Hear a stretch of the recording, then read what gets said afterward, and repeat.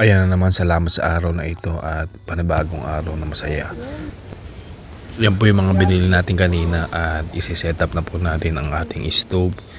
At ready na po tayong magluto muna ng kape para po pampagana sa umaga. Test mic, test mic. Ayan, mukhang okay naman, maganda ang tono.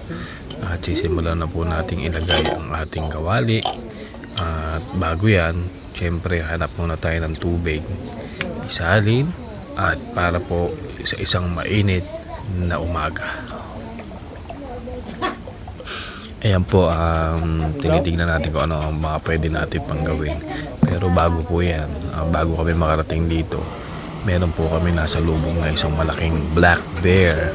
Ngunit ang ginawa po namin ay nag-ingay kami para po lumayo.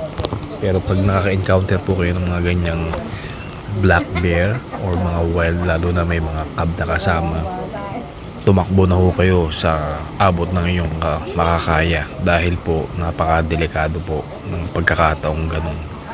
Kaya ayan po, naghubad na ako dyan kasi nga medyo maganda ang weather at mainit.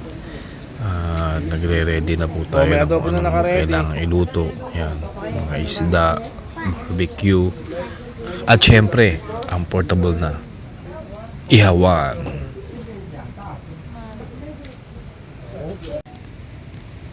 Yan, bali nagpadikit na po tayo dyan ng uling at talagang ready na po tayong mag-ihaw. Pero bago po tayo mag-ihaw, syempre po nag-ready na rin po tayo ng mga pagkain na madaling makain po, lalo na kung mag-iihaw ka pa medyo matagal. Kaya kung sino po yung mga gutom na, pwede lang kumain. Ayan, bali ang niluto po natin yan ay nilagang putseho ng kambing at pinitpitang kalapate. Ayan po, bali umuusok na po at ready na talaga tayo mag-ihaw. Ayan na po, bali yung bayaw ko po dyan yung nag-iihaw. Ayan, yan yung isa sa mga maingay na uwak. Bali ang ginawa ko po dyan, nagpakulo ako ng tubig, tapos tinanggal ko yung mga balahibo. Ayan na, iniihaw na po namin. Malinamdam daw ang uwak, sa totoo lang. Kaya talagang pinagsikapan kong mahuli yung uwak na yan. Madali lang humanghuli dito sa lugar na to. Bali, kuha ka lang ng isa sa kaldero, tapos lagyan mo ng bigas, tapos sinulid, tsaka yung stick. Once na pumasok na yung uwak, hilahin mo, yun, huli. Yan o, yung talong o. Yung magandang kombinasyon yan sa ihaw. Ayan o, ang daldal ng anak ko, tuwan-tuwa kasi siya. Akala niya wala kaming kakainin eh. Actually, ang nadala ko lang talaga talong. Dahil nga doon sa ibon na nahuli namin, ayan, meron na po kaming kakainin. Ayan, ano kaya ang gagawin ko dito sa talong? Parang naisip ko adobo para saktong-sakto sa inihaw na uwak. Ayan na oh, luto na. Ready na po ang lahat. Ayan, bali pinaghuhuli na rin po namin dyan yung mga pag-aalaga ng mga daga.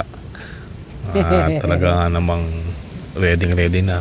Actually, inihaw ko na lang din yung talong, no? Kasi nga tinamad na rin ako, nalimutan ko rin pati yung toyo.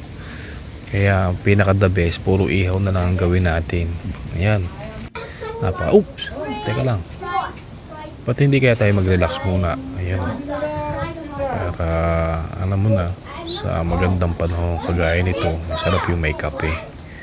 Ayan, relax muna. At yan, isip-isip muna kung ano ang ating mga susunod na hakbang para sa susunod na araw. Everyday talaga, alam nyo na, mahirap mag-isip ng lulutuin, tapos kung ano ang dapat gawin, bayarin, at marami pang iba. Kaya ito na lang talaga ang the best sa ngayon. Sama-sama tayong pamilya, maging masaya, at gumawa ng way upang mag-bonding tayo, no? Parang everyday is a birthday. Yan na, luto na po lahat. Grabe, talagang ready na po ang lahat. Oops, yan, bagong huli din po yan, yung pampano, naligaw dyan sa lugar na yan. Kaya talagang sinuswerte po kami ngayong araw na to, napaka-bless. Ang ganda ng weather, yan, maliwalas, at Nakita nyo naman, ang ganda dito. Talaga nga namang malapit nang maluto ang ating pinakahihintay, ang kumain. Yun ang pinaka the best, yung kumain, no.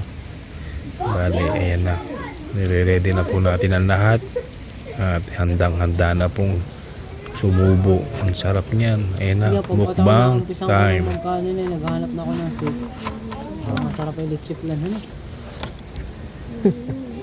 Ayan. Ha?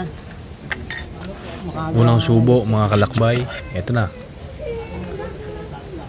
Okay, enjoy natin ang ating araw, mga kaibigan. Kung sino pa po ang hindi pa miyembro ng Lakbay TV, Kaloy Lakbay TV, please subscribe po tayo. At laging tandaan, ang buhay ay nag-iisa lamang. Ayan na, oh. Naglakad kami dyan kasi nga yung anak ko napupup na daw. Kaya naghahanap tayo dyan ng maganda-gandang mapopwestuhan. Talaga nga naman napakaganda sa lugar na to. Sabi ko na lang sa anak ko, basta dahan-dahan lang at walang makakakita sa atin, safe. Ayan, hanap tayo ng magandang pwesto dyan. Doon, kaya sa banda sa taas doon. Ayan, sa dako roon, maganda-ganda rin ang pwesto doon. Hindi ganong maraming mosquito, kaya walang kakagat sa puwet mo. Ayan na. Oops, tapos na yan. Actually, nahugasan ko na yan. Napunasan ko na po yan ng dahon ng kalachuchi. Ayan na po tayo. Babalik na po tayo sa ating home base. Kung sino pa po ang hindi subscriber po ng channel na to, please subscribe. Kaloy Lakbay TV. Stay healthy and happy, guys. Tandaan, ang buhay ay nag-iisa lamang. See you on my next video, guys, and thank you for watching. I can't Bye. see that one.